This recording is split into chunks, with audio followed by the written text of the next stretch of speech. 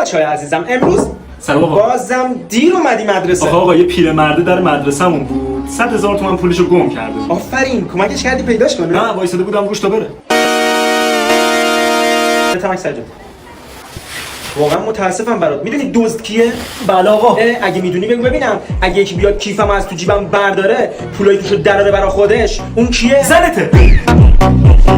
قیافت اینجوری نکن. قدیما ما میگفتن قیافتون رو زشت نکنید، میمونه روتون. پس اختارم بهت داده.